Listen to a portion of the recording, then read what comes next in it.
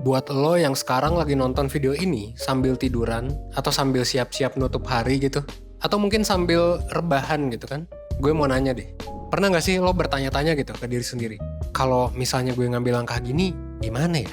Dan lo mikirin masa depan banget gitu kan, sekeras itu yang sebenarnya ketika lo udah menjalaninya, hal-hal yang lo pikirin, hal-hal yang lo cemaskan, itu gak terjadi gitu.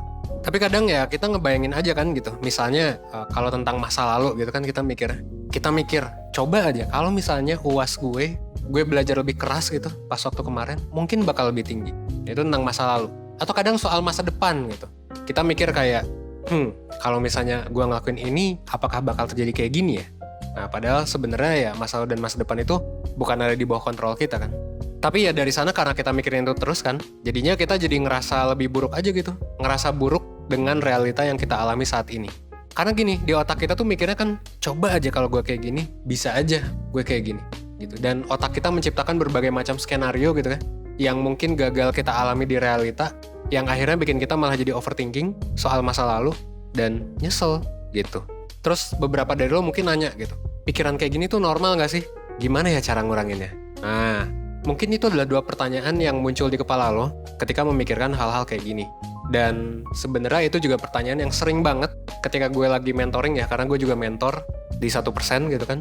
Gue sering banget ditanya kayak gini, Kak, pikiran ini normal gak sih? Gitu. Gimana ya cara gue mengatasi ini? Dan beruntung banget sebenarnya buat lo yang lagi nonton video ini, well, lo ada di video yang tepat. Karena gue bakal ngasih tahu jawabannya. Sebenarnya normal gak sih? Dan gimana cara mengatasinya? So, lo simak ya video ini sampai habis biar lo bisa dapat keseluruhan insight-nya. Oke?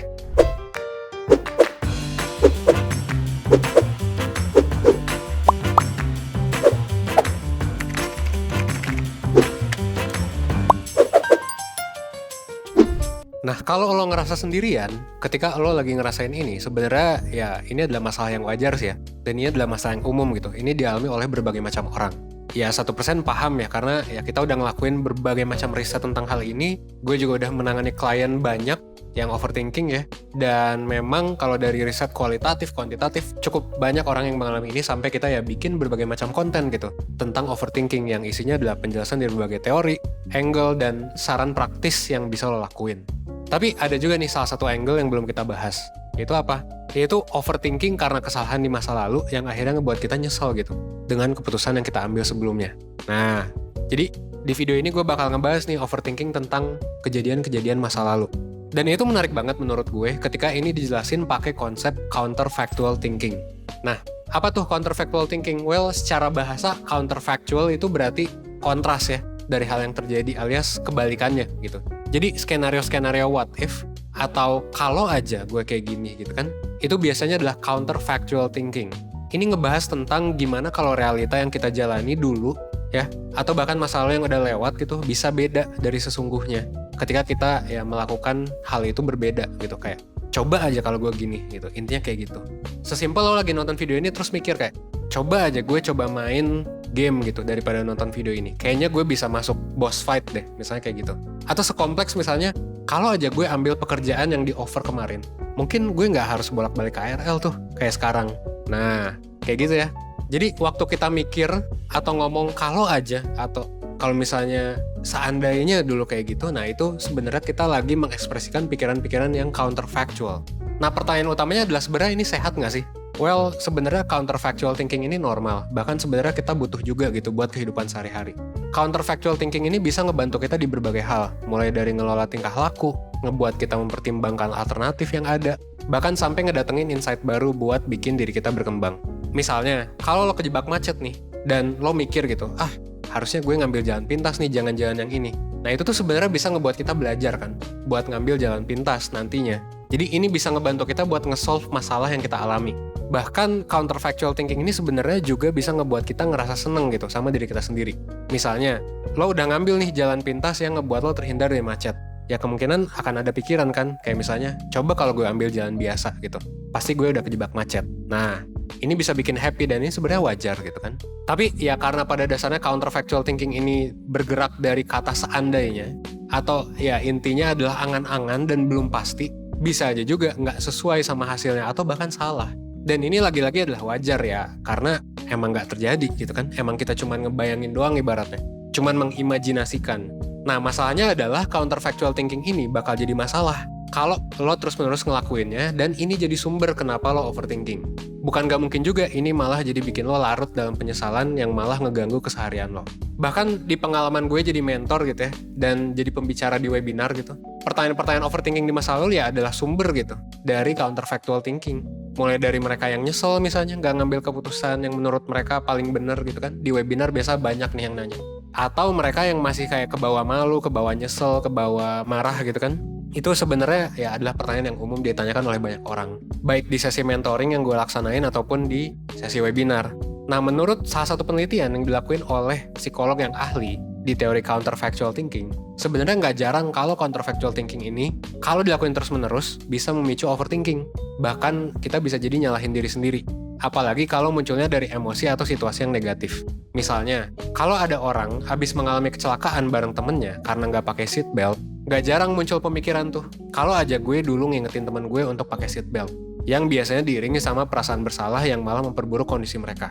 Atau sesimpel kayak contoh di awal ya, kalau aja pas UAS kemarin gue belajar lebih banyak gitu, mungkin nilai gue lebih bagus daripada sekarang. Nah, ini sebenarnya bisa-bisa ngebuat seseorang yang awalnya udah sedih malah makin ngerasa sedih gitu, ngerasa negatif, ngerasa buruk. Karena gini, ketika kita terlalu banyak mikirin soal hal-hal yang seandainya terjadi, lalu malah overthinking dan nyesel, ya ini ngebuat kita ngerasa hilang kontrol atas hidup kita gitu. Ini juga dijelasin di buku If Only gitu ya, How to Turn Regret into Opportunity. Di buku ini tuh bilang gitu, ketika lo mikirin alternatif yang bisa lo jalanin lewat counterfactual thinking ini, lo bakal ngerasa kehilangan kontrol akan hidup lo. Sementara manusia adalah makhluk hidup yang ngerasa aman sebenarnya kalau mereka ngerasa punya kontrol gitu. Jadi kalau misalnya counterfactual thinking ini nggak dikelola dan terus-menerus dilakukan, ini bisa ngarah ke berbagai gangguan mental yang serius, kayak misalnya gangguan kecemasan sampai depresi. Nah, terus gimana caranya biar counterfactual thinking ini nggak ngarah ke yang negatif? Well, kayak yang mungkin pernah lo denger, ya cara pertama adalah dengan menerima ya hal yang udah terjadi dan yang udah lewat gitu. Ya udah sih, kalau udah terjadi ya udah.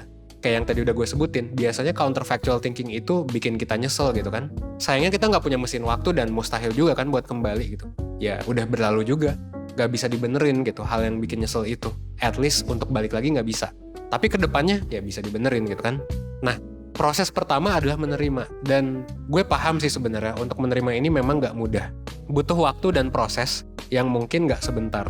Toh ini juga bukan hal-hal yang diajarin ke kita kan pas kita masih sekolah gitu. Atau bahkan gak diajarin sama orang tua kita juga. Jadi emang wajar banget kalau sampai ya penerimaan itu butuh waktu dan butuh waktu lama gitu. Ya nggak apa-apa gitu kan. Tapi at least kita coba berkembang lah ya. 1% aja every day gitu. 1% aja setiap harinya. Nah, itu yang pertama ya. Jadi untuk menerima. Cara kedua, coba deh ikutin saran dari buku yang tadi yang gue sebutin. Nah, yaitu dengan apa? Dengan menjadikan keputusan itu sebagai sarana lo buat belajar dan berkembang. Dibandingkan lo terlalu banyak mikir soal keputusan itu. Kayak misalnya, counterfactual thinking ini memungkinkan banget buat lo untuk lo gunakan sebagai sarana lo buat belajar. Kenapa? Karena kita bisa belajar dari pengalaman kita. Mau yang baik ataupun yang buruk. Kalau baik ya lanjutin, kalau buruk ya tinggalin gitu kan. Salah satu kata-kata yang gue suka dari buku itu sebenarnya yang ini nih. Jadi gini, ada quotes yang bilang bahwa ketika lo naruh usaha lebih buat mikirin seandainya kayak gini, seandainya kayak gitu, ini sebenarnya malah bakal bawa efek bumerang di mana lo lebih ngerasa nggak punya kontrol soal hidup lo. Jadi seakan-akan lo tuh nggak bisa ngontrol hidup lo masa lalu, masa kini, dan masa depan. Salah satu cara buat ngembaliin kontrolnya adalah dengan mengakui kalau kita nggak punya kontrol gitu atas masa lalu kita. Dan begitu pula alternatif-alternatif masa depan yang lain yang harusnya kita ambil mungkin, tapi nggak kita ambil. Ya nggak apa-apa, jadiin pembelajaran aja. Nah, itu cara kedua. Cara ketiga adalah lo bisa belajar, menurut gue ya, lo bisa belajar nih hal-hal yang praktikal yang bisa ngebantu lo untuk mengurangi kebiasaan overthinking. Karena ya basically kita kan nggak pernah belajar ini ya di sekolah ya. Dan menurut gue ya lo harus belajar gitu tentang ini kalau misalnya lo mau keluar dari kondisi ini gitu. Dan 1% sebenarnya punya berbagai konten video yang bisa lo tonton buat ngurangin overthinking. Ya salah satunya adalah video ini. Lo bisa cek playlist kita ya. Nah, kalau misalnya lo butuh pembelajaran yang lebih oke, yang oke banget gitu ya, yang memungkinkan lo buat diskusi, sekaligus juga lo mungkin bisa dapat psikotes ya, dan worksheet juga. Apalagi kalau overthinkingnya udah ngeganggu banget, gue sih menyarankan lo untuk ikut webinar 1%, yang judulnya adalah Atasi Kecemasan dan Overthinking gitu ya. Nah, ini bakal diadain di hari Minggu, tanggal 17 Januari. Webinar ini bakal dibawain sama gue, Evan, gitu ya. Dan juga Kak Melisa selaku psikolognya 1%. Yang memang kita bakal ngebahas banyak nih tentang overthinking. Kita bakal maparin informasi tentang definisi kenapa orang bisa mengalami overthinking, dampaknya, sampai dengan cara gimana buat ngurangin overthinking lo, terutama soal masa lalu dan ya tentunya soal masa depan nanti gitu. Lo juga dapat berbagai benefit ya. Tadi gue bilang ada tes psikologi di mana lo bakal dapat gambaran tentang kondisi lo saat ini, terutama masalah overthinking. Lo bakal dapat worksheet juga yang bisa ngebantu lo buat perlahan ngurangin overthinking itu, sampai ke diskon-diskon buat produk lain dan rekaman webinar juga gitu. Ini bisa lo dapat dengan harga 100 ribuan aja. Nah kalau misalnya lo tertarik buat ikutan ya silahkan kunjungi aja 1%.net, atau kalau mau tahu lebih lanjut ya klik langsung link yang udah gue taruh di deskripsi. Dan khusus buat lo yang nonton video ini ada diskon ya khusus, jadi kayak klik langsung aja link yang udah gue taruh di deskripsi. Pantengin juga media sosial kita karena kita biasanya juga ada promosi ya, gitu sih. Jadi jangan lupa follow Instagram kita, Twitter, dan lain sebagainya gitu ya. Dan mungkin segitu aja ya. Semoga satu video sebelum tidur ini bisa ngebantu lo buat belajar dan berkembang menjadi lebih baik, ya seenggaknya 1% setiap harinya. Gue Evan dari 1%, semoga overthinking lo bisa teratasi, dan well, as always, sampai ketemu di webinar ya. Oke, thanks.